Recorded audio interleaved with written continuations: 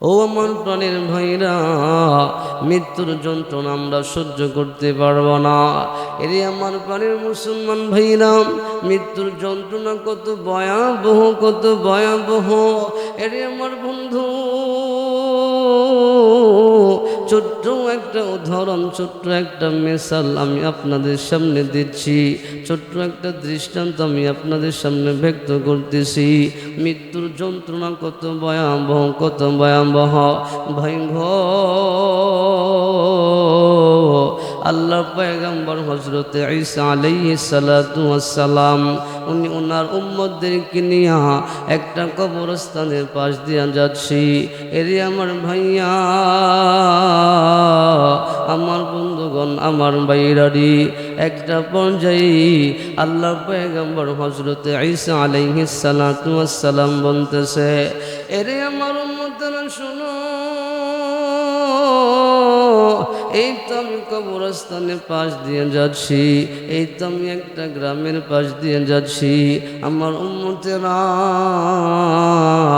এই গ্রামের ভিতরে আল্লাহ রাব্বুল আলামিনের গজব চলে আসছিল।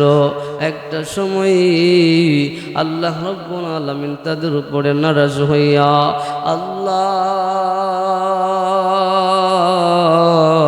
এই গ্রামের উপরে, মহল্লার উপরে আমার আল্লাহ গজব নাজিল করেছে, গজব নাজিল করেছে।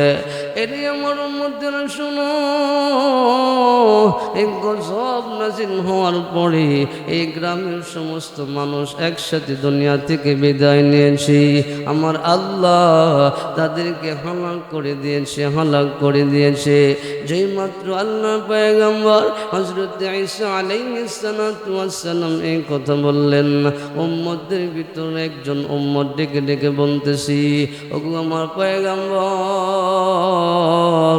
আমরা আপনার কাছে জানতে চাই, আমাদের মনে বড় কৌতূহল জাগ্রত হলো, ওগো আল্লাহ পয়গম্বর, তারা দুনিয়ার জমিন থেকে কেন বিদায় নিয়েছে? আমাদের আল্লাহ তাদের উপরে কেন নারাজ হয়েছিল, তাদের উপরে কেন রাগান্বিত হয়েছিল? আল্লাহ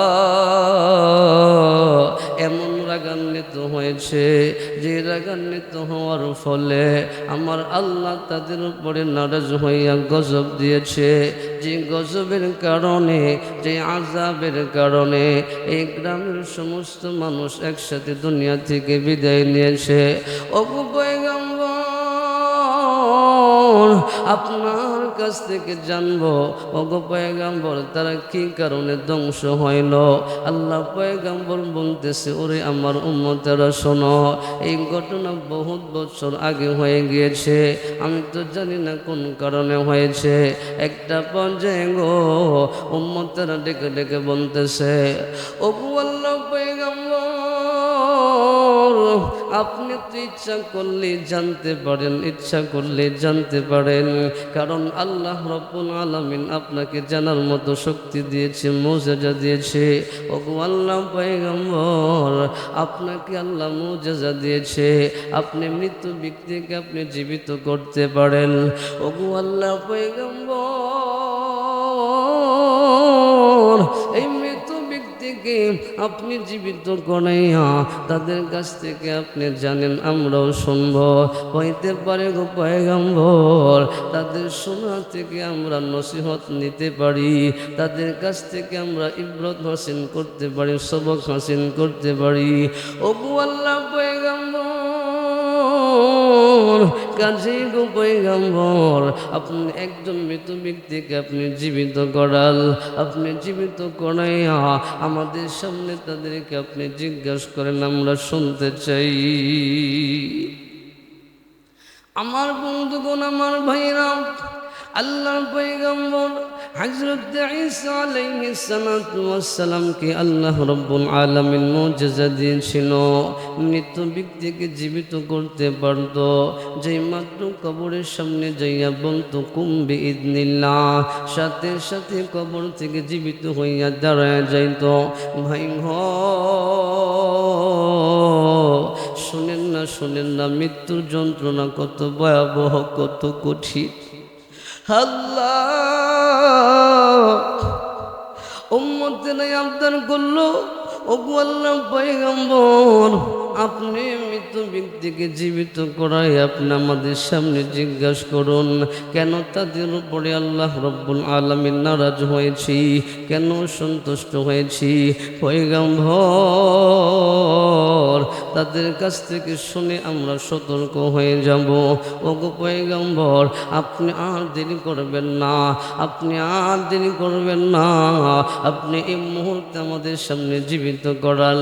আল্লাহ পয়গম্বর হযরত ঈসা আলাইহিস সালাতু ওয়াস সালাম একটা পর্যায়ে একজন মৃত ব্যক্তিকে জীবিত করাইলো, বলতেছে তোমাদের উপরে আল্লাহ রব্বুল আলামিন কেন নারাজ হয়েছে, কেন নারাজ হয়েছিল।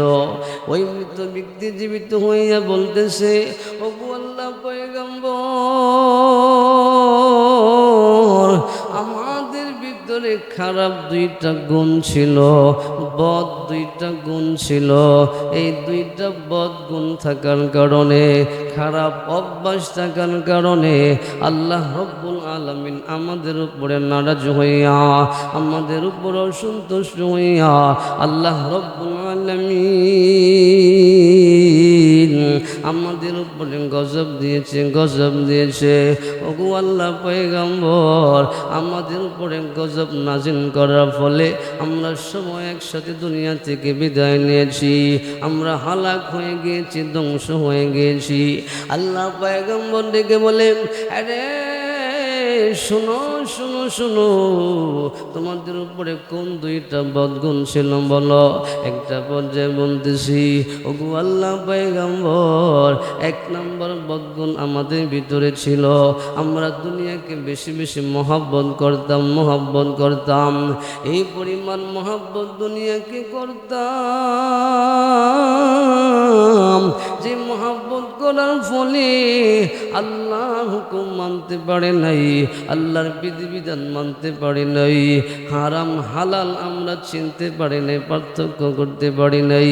আমরা মেচে দুনিয়ার পিছনে পড়েছিলাম, এই দুকার দুনিয়ার পিছনে এমনভাবে আমরা পড়েছিলাম, এই দুনিয়া আমরা এমনভাবে আমাদের অন্তরের ভিতরে ঢুকাইলাম, এই দুনিয়া আমাদের কলমকে এমনভাবে গ্রাস করে নিয়েছে। ওগো পয়গম্বর, যার কারণে আমরা আল্লাহর হুকুম বিধিবিধান মানতে পারি নাই। দুই নাম্বার বদগুণ হইল, আমরা তাগুদের গোলামি করতাম। দুই নাম্বার খারাপ অভ্যাস ছিল, আমরা তাগুদের গোলামি করতাম। যারা আল্লাহকে বিশ্বাস করতো না, হারামকে হারাম মনে করতো না, হালালকে হালাল মনে করতো না, মনে যখন যেটা চাইতো সেটাই করতো, মনে যা যেটা চাইতো সেটাই করতো। আমরা তাদের সাথে ওঠা বসা করতাম, তাদের কথাই শুনতাম। পয়গম্বর, এই দুইটা বদ গুণ থাকার কারণে আল্লাহ রব্বুল আলামিন আমাদের উপরে নারাজ হইয়া, আমাদের উপরে সন্তুষ্ট হইয়া আল্লাহ রব্বুল আলামিন আমাদের উপরে গজব নাজিল করেছে। পয়গম্বর, এই ছিল ধ্বংস হওয়ার আমাদের উপরে দুইটা বদগুণ থাকার কারণে, এই ধ্বংস হওয়ার কারণ ছিল দুইটা খারাপ গুণ। আমার বন্ধুগণ, আমার ভাইরা, আল্লাহ পয়গম্বর হযরত ঈসা আলাইহিস সালাতু ওয়াস সালাম একটা পর্যায়ে কথোপকথন শেষ করলেন, কথাবার্তা শেষ করলেন। একটা পর্যায়ে বলতেছে, যাও যাও, তুমি এবার তোমার কবরে চলে যাও। এই জীবিত ব্যক্তি বলতেছে, ওগো পয়গম্বর, আমি আর কবরে যাব না, আমি আর কবরে যাব না। পয়গম্বর বলতেছে, হায় হায়, তুমি তো মৃত্যু ছিলা, মৃত্যু ছিলা। আমি আমার মুজিজা দিয়া, আল্লাহ যে আমাকে মুজিজা দিয়েছিল, এই মুজিজা দিয়া তোমার জীবিত করলাম। তুমি চাইলে তো থাকতে পারবা না, না না না, তুমি তোমার কবরে চলে যাও। মৃত ব্যক্তি ডেকে ডেকে বলতেছে, পয়গম্বর, আমি আপনার কাছ থেকে জানতে চাই, যেদিন আমি দুনিয়ার জমিন থেকে বিদায় নিয়েছিলাম, আমি যেদিন দুনিয়া থেকে বিদায় নিয়েছি, আজরাইল আমার জান যখন কবজ করেছিল ওই সময় যেমন ব্যথা আমি অনুভব করেছি, যেমন যন্ত্রণা আমি অনুভব করেছি, এখনও কি আমাকে সে যন্ত্রণা অনুভব করতে হবে কিনা, এখনও কি সেই মৃত্যুর যন্ত্রণা হবে কিনা? ভাই গো, মৃত্যুর যন্ত্রণা কত ভয়াবহ, কত কঠিন, কত ভয়াবহ। একটা পর্যায়ে জীবিত ব্যক্তি বলতেছে, ও পয়গম্বর, আমি দুনিয়া থেকে বিদায় নিয়েছি, অনেক বছর অতিবাহিত হয়ে গিয়েছি, আমার কবরের ভিতরে রক্ত নাই, গোশত নাই। ও গো পয়গম্বর, আমার শরীরের হাড় মাংস কিছুই তো কবরের ভিতরে নাই, শুধুমাত্র কেবলমাত্র ছোট্ট একটা হাড় আমার কবরের ভিতরে রয়েছে। ও গো পয়গম্বর, এই ছোট্ট হাতটার ভিতরে আজ পর্যন্ত মৃত্যুর যন্ত্রণা বিদ্যমান আছে। ওগো পয়গম্বর, এই জন্য আমি আপনার কাছে জানতে চাই, ওগো আল্লাহ পয়গম্বর, আমি যে এখন আবার মৃত্যুবরণ করব, আমি যে এখন আবার পুনরায় আমি আমার কবরে চলে যাব, আমার কি আবারও অতীতের নেই মৃত্যুর যন্ত্রণা হবে কিনা, এটা আমি আপনার কাছ থেকে জানতে চাই। ভাই গো, আল্লাহ পয়গম্বর হযরত ঈসা আলাইহিস সালাতু ওয়াস সালাম বলে, না না, যাও যাও, এখন নতুন করে তোমার কোনো মৃত্যুর যন্ত্রণা হবে না। এরে আমার প্রাণের বন্ধুরা, আমার ভাইরা, এই ঘটনা বলার উদ্দেশ্য হইল, এই দৃষ্টান্ত মেসান দেওয়ার উদ্দেশ্য হইল এটা বোঝানোর জন্য যে মৃত্যুর যন্ত্রণা কত ভয়াবহ, কত ভয়াবহ। এরে আমার প্রাণের মুসলমান ভাইরা, এই মৃত্যুর যন্ত্রণা থেকে যদি আমরা বাঁচতে চাই, আল্লাহ পয়গম্বর বিশ্বনবী রাহমাতুল লিল আলামিন আমাদেরকে আমল শেখায় দিয়েছেন, আমল শেখায় দিয়েছেন। ভাই গো,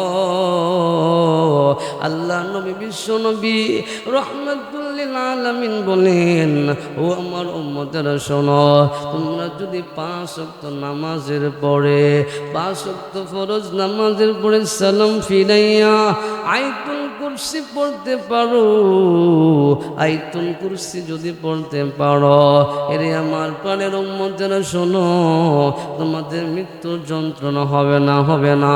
তোমাদের মৃত্যুটা এমনভাবে হবে, এরে আমার প্রাণের বন্ধুরা, কেমনভাবে হবে? আল্লাহ পয়গম্বর, আল্লাহ নবী বিশ্বনবী রাহমাতুল লিল আলামিন বলেন, মায়ের স্তন থেকে শিশু বাচ্চা, দুধের বাচ্চা যেমন দুধ পান করতে করতে করতে করতে আস্তে করে ঘুমায় পড়ে, ঘুমায় পড়ে, উম্মতেরা, আমি নবীজি বলে দিলাম, আমি বিশ্বনবী রাহমাতুল লিল আলামিন বলে দিলাম, আমার উম্মতেরা যদি 5 ওয়াক্ত নামাজের পড়ে গো আয়াতুল কুরসি তেলাওয়াত করে পড়ে, তার মৃত্যুটা ঠিক এমনভাবে হয়ে যাবে। আজরাইল আলাইহিস সালাতু ওয়াস সালাম তার জানটা যখন কবজ করবে, মৃত্যু যন্ত্রণা হবে না। দুধের বাচ্চা নেই, দুধ পান করতে করতে যেমন আস্তে করে ঘুমায় পড়ে, টেরও পায় না, তার মৃত্যুর যন্ত্রণা সেও টের পাবে না।